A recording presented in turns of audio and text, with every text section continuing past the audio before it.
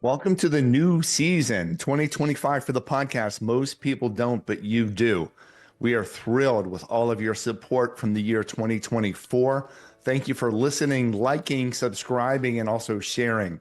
We were able to see an increase of 45% of our listeners.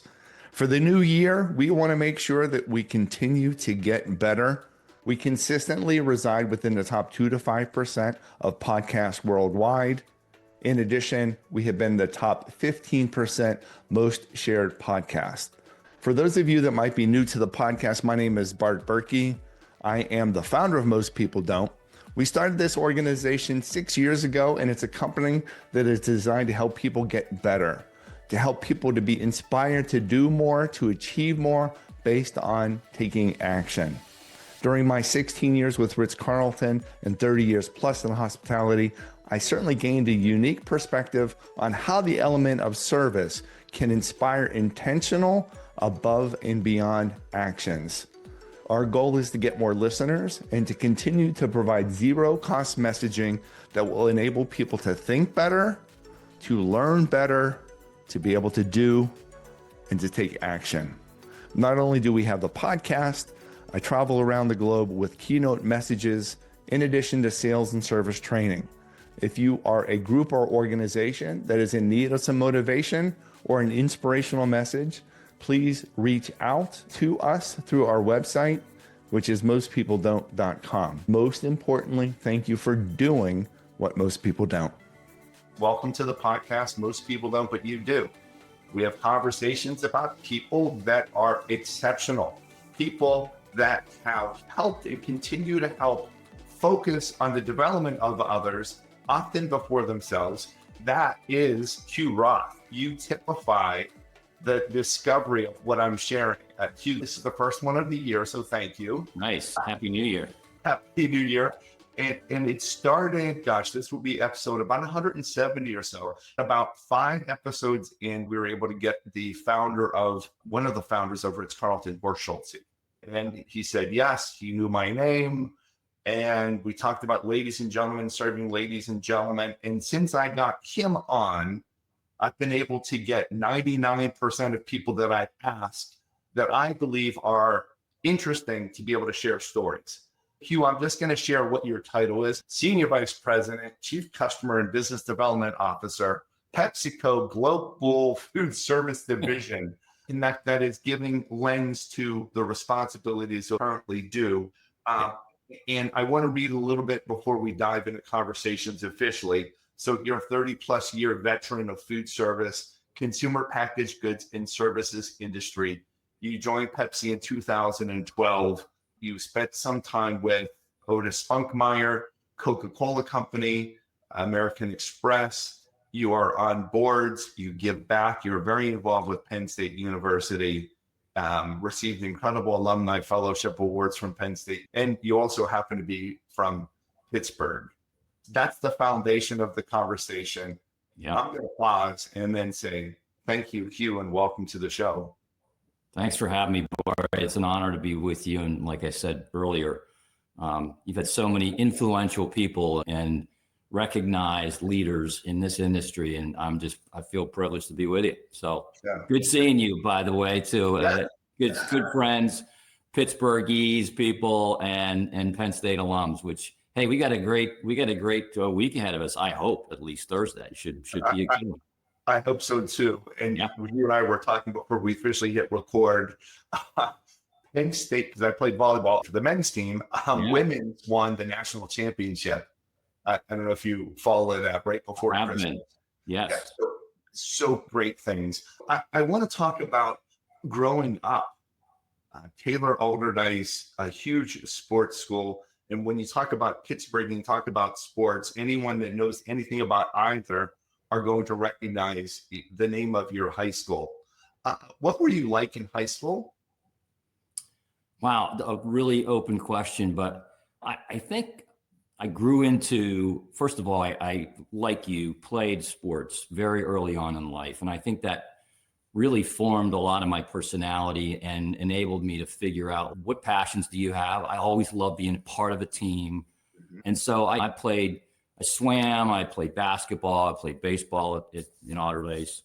But I came out of a really hardworking family. My dad was a dentist, and he was like, people say, who are some of your greatest influences in your life? It starts with my father. I've had lots of business leaders and whatnot that have been true mentors and kept my best interest in mind. But my dad was really the most influential on me. He was a really hardworking guy. He and the family had this motto, never say can't. But we grew up in a steel town back in the 70s, hard work, everyone around us. Taylor Allardyce was a great mix of different diverse backgrounds, white, black, right side of the track, wrong side of the tracks. We were actually a symptom of the first public high school system in the country to formally desegregate. So we bussed students from and residents from different parts of the city, and you just got a wonderful melting pot. So I grew up in that whole environment, but playing sports and growing up in a household, my father was an entrepreneur, he opened his own businesses and had me working at a really young age with him and around us. That foundation of that gritty, hardworking culture in that city and my family background really shaped everything about me. And so that all said, initially I was pretty shy. But as I got into team sports, I really started to blossom and realize what my passions were. And it was around being part of a team, leading teams, and helping people get the most out of their potential. Amazing. Brothers and sisters? I do. I have 3 sisters. We're a total family of girls. 3 sisters. I have 6 nieces. I have 12 great nieces, 2 daughters, and now 2 granddaughters. So we're a family of girls. With your sisters, where were you in that order? My parents were each married previously, so had daughters in a previous marriage, and then got together, had me and my full-blooded sister. So I was in the middle, but I was the only boy. And so that comes along with some responsibilities and also some adapting to a female household and a female world, which was awesome. I had 2 sisters as well. So we're finding more and more similarities. You had 3 sisters, I had 2 sisters. Yeah. As your father was a dentist, I just automatically go to the area of wealth. Hugh, oh my gosh, your dad was a dentist. You must have been wealthy, right? Growing up in the city. Was that the case? If that's not too much of a personal question. Sure. In the early ages, yes. I would say wealth is probably a strong word, but we were upper middle class. Mm-hmm. My dad was highly educated. He was a very smart academic and skilled dentist. He was not a good businessman, which that gets to the second chapter, which very well off initially. And then he went bankrupt when I was a freshman at Penn State. Okay. So we went from a rags to riches, riches to rags kind of story in the family. Now everybody was fine, but it also taught me some life lessons around grit and resilience and being agile in changing environments and learning from the wonderful things my dad did and what he had about him, but also, wow, there's some potholes I want to avoid in life as I get further along and start to mature as an adult, a husband, a father, and now a grandfather. So, yeah. Team oriented, hard worker, great examples from your father, a lot of great examples. And sadly, sorry to hear about the bankruptcy, but everyone learns from those mistakes. It's interesting that you would still typify yourself as a hard worker.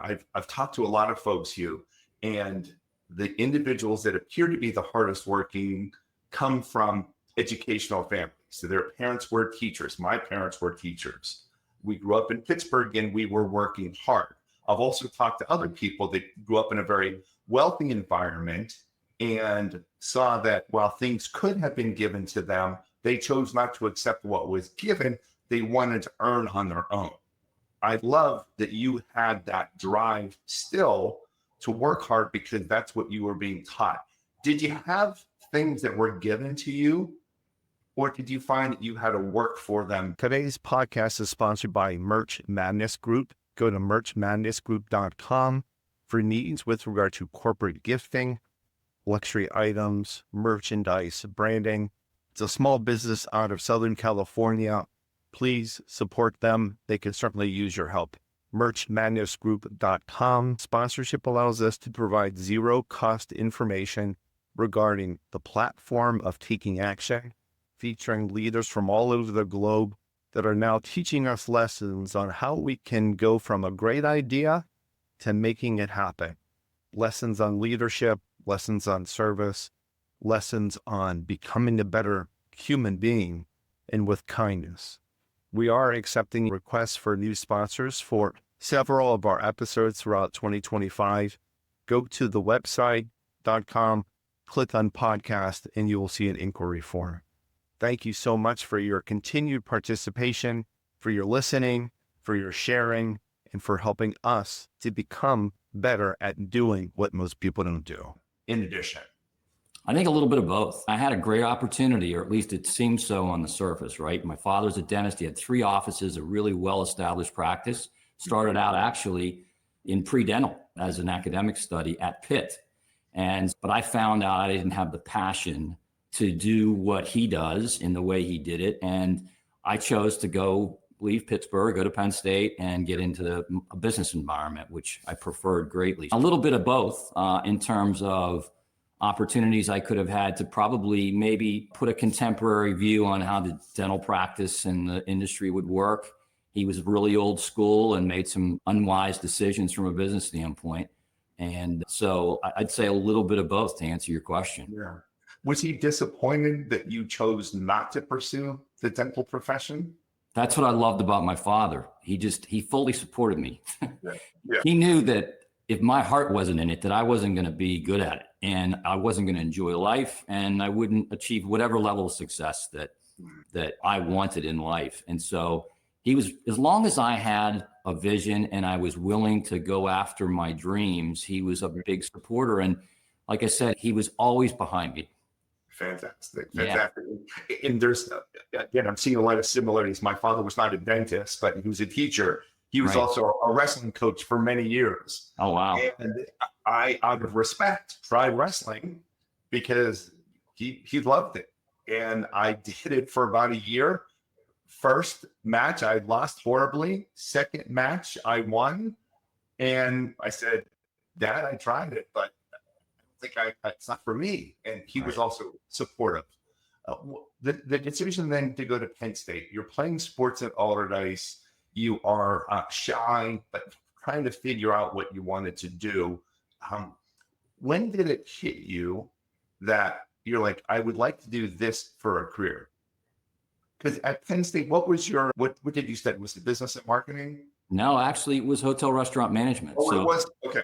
Yes, I part of my childhood was, we were fortunate during the early formative years. We got to go to a lot of nice places. And the Greenbrier Resort, if you're familiar with it, was our family summer vacation every year. And I grew up seeing this amazing industry, and I just had a passion for everything about it. I loved the food. I loved the luxury of it. I loved the hospitality part of it. And so it led me to say, that's what I'd like to actually study. And Penn State has a fantastic program, was very well renowned.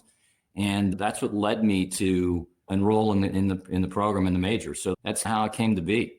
Yeah, and I know your involvement with the School of Hospitality, Hugh, but for some reason, somewhere I thought I read something that it was more business related. So my apologies. Sure. Of course it was hospitality, of course, because that's what you're doing and that's what you're giving back to.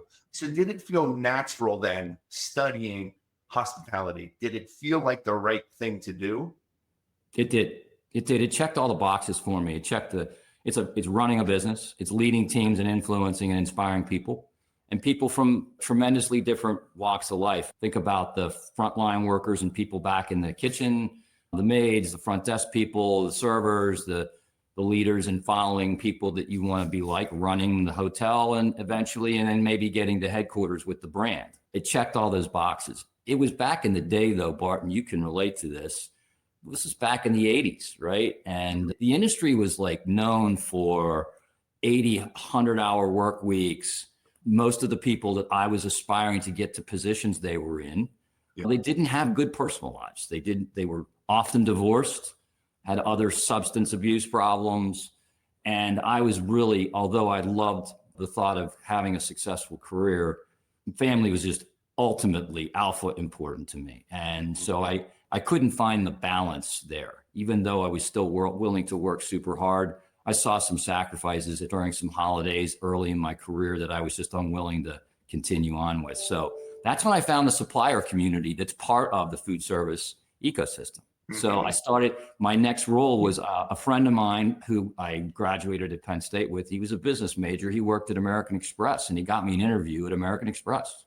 And so I loved it because I was still calling on the hotels and the restaurants and the retailers and learning a business and doing something influential.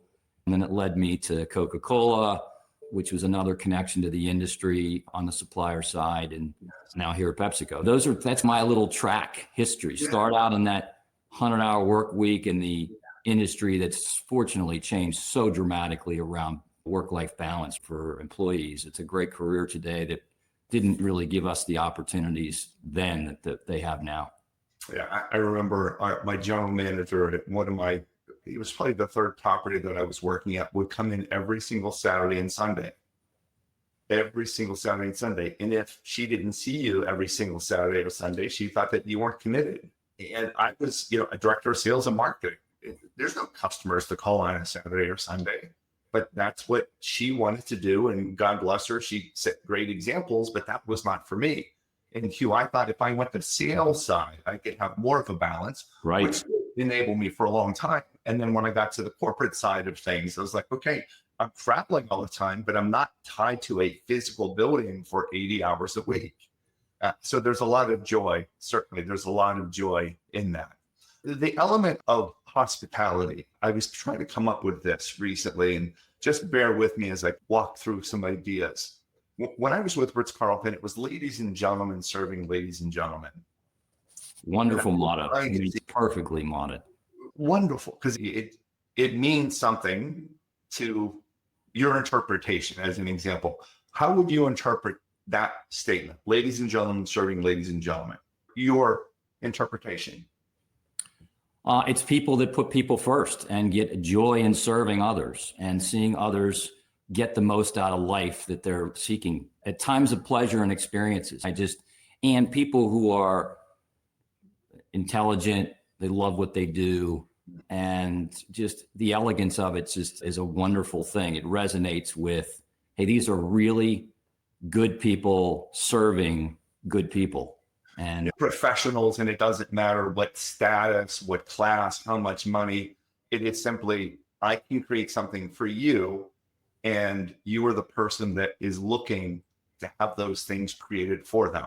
And that's the match. But I was trying to come up with, you, is there a more modernization of that term?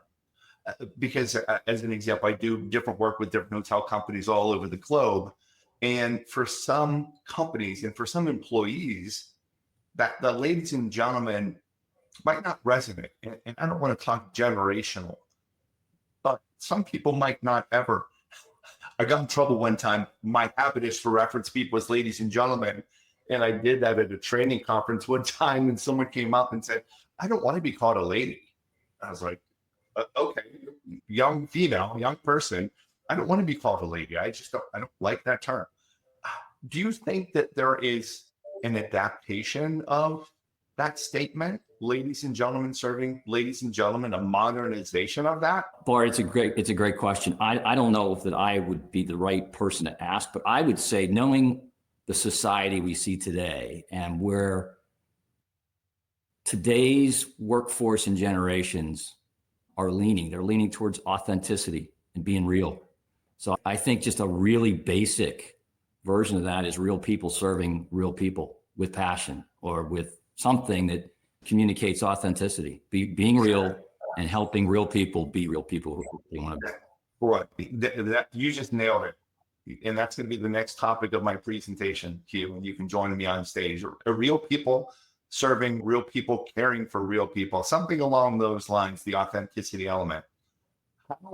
How do you see that element of service, of hospitality in PepsiCo? You are doing some incredible things. You're leading great people. You're leading sales and marketing leaders. How do you see the realm of hospitality come about from your leadership and the people that you lead within PepsiCo? Yeah, I think best said. What I love about PepsiCo, and I've been fortunate enough to work for some great brands, as have you, it's listening to the consumer and what they want. And PepsiCo does an exceptional job of that. It manifests itself in the service culture that we have when we serve our customers, those people who serve our products, restaurants, hotels, stadiums, workplace environment, and also the products we develop themselves. So we come out with innovation. It's a big part of our growth every year. So I think just putting the consumer and the customer in the center of the plate is the key. And that's what I think we do really well. Did it at American Express, did it at Coca-Cola. It's all about where the consumer and where they're going. Like, just because things worked in the past and we did things a certain way and we had certain products and there were certain trends, where are we evolving to? And how do we want to engage in the hospitality industry? Look how important technology and digital connections are. It's like this whole, we call these the next generation, the native technology generation. They don't know anything else. Our hotels, our restaurants, our places of experiences or golf courses or ski resorts or wherever it may be, we need to be thinking about how they want to be served. And that's what hospitality is. Yeah. And how can you apply that same philosophy from a sales lens? I think I had shared with you, my daughter works for your company, Yes. Division over in Oahu. Wow, yeah. Alexa Berkey, she's a district sales leader and has been there for 2.5 years and is managing people that have been doing the job longer than she has been alive. Which is incredible because she has the heart to want to be able to understand the people. What can I do to help you? It's not about her. Understand the culture, understand all those types of things. So from a sales lens, Hugh, the aspect of hospitality, are there any suggestions for our listeners if they are in sales, regardless of what industry? How can they apply the lens of hospitality to selling better? What advice would you give? I think there's an internal thought on that and there's an external thought. From an internal perspective as a leader, I think, once again, you got to put people first. Know what's important to them, what's driving them, and what are their aspirations, and somehow link that back to what the organization is trying to accomplish, right? Mm-hmm. Put them first, listen to them, ask questions, go the extra mile to hear about their families if they want to share it. Yeah. But yeah. What turns them on to work? What do they want to accomplish out of their careers? Are they looking to get promoted and run an organization someday, or are they really happy doing what they're doing, serving their customers? And yeah, the second part's about the customer, right? Yeah. Listen to the customer. And as you were describing that, Hugh, it seems that it is not easy to find people like that. People that want to ask questions to others, people that genuinely care, people that are authentic. Any thoughts on what other organizations, what Pepsi has done to be able to find those types of people that truly care, that want to ask those questions? Because if you're self-serving, I don't care what Hugh says. I'm not going to listen. It's not about you. It's about me. That's right. Any thoughts on best practices on where or what they can do? In terms of companies, I think we do a really good job. And we hit the nail on the head most of the time now, but we're exhaustive about talent search. We start early. We're on campus all the time. Literally, I'm proud to say we hire more students out of Penn State than any other tier 1 university in the country over the last 10 years. Yeah. I'm a part of that in recent years, but I think it's really about, once again, looking at what we need inside the organization and making sure we don't oversell it. And it's not always about the smartest person or the one with the best grades or the most intellect. There's the whole IQ, EQ debate. My heavy EQ. You have to have a competency and skill, technical skill. That's table stakes, right? But we look for people who really enjoy working in teams, who enjoy challenge, who are willing to be adaptable and change with the times. And again, it's functionally driven, right? Some functions you got to have just like straight individual contributors, head down in the science lab. There's certain functions that R&D, but even still you got to work in teams in R&D. But there's just some technical skills, nutrition, all that good stuff.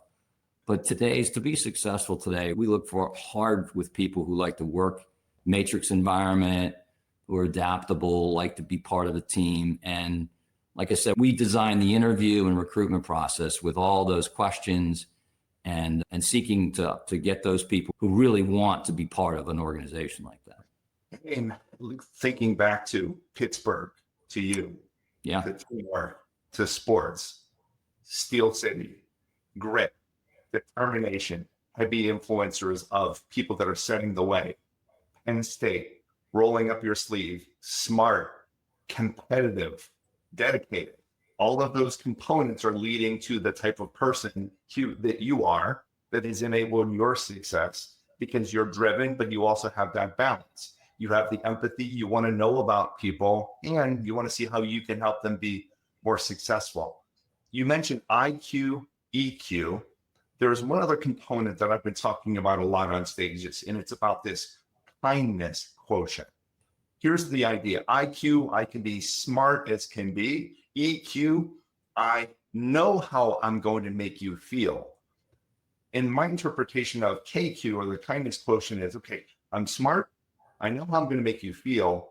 Now it's up to me to do the decisions, to make the decisions, to have the interactions that are going to be good for you, and good decisions that are being done by you. And that equates to kindness. What is your, two last questions for you. What is your philosophy with regard to kindness in the workplace? I think it sounds so basic. I wish I had this big silver bullet intellectual statement for you, but you can't fake it, Bart, right? And people know when you're trying too hard and when it's really not in your heart. It's those little extra things that you do to demonstrate caring.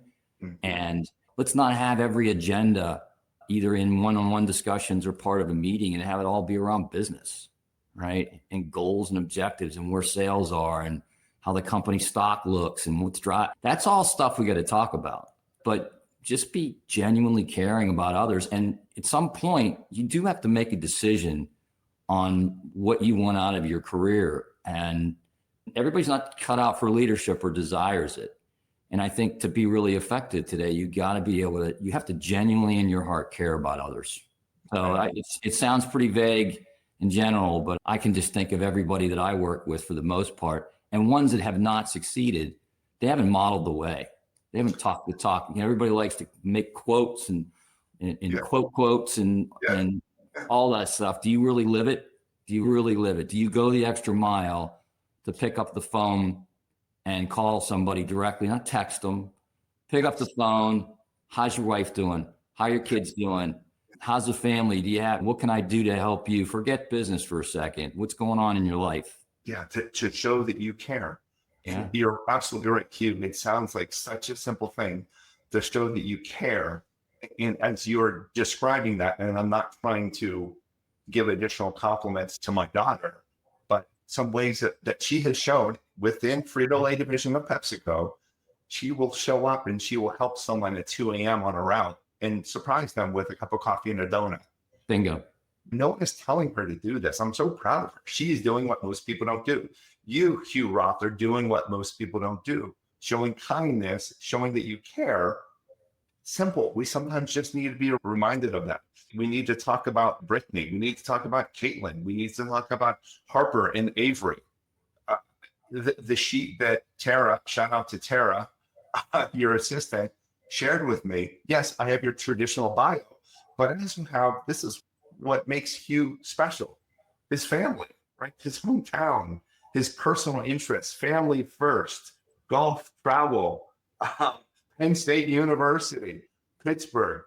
Those are the things that you are willing to share with others to show that you care, to enable the discussion of care. And I know you are finding out the same thing about leaders of your team. Amazing.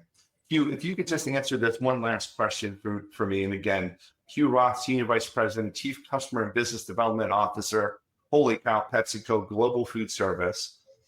I like to ask individuals that I've taught to fill in the blank for most people don't blank. What comes to mind? Yeah, the thing that was literally, I want to say beaten to my head, but I learned from a very early age, go the extra mile. People just don't go the extra mile, whether it be personally or professionally.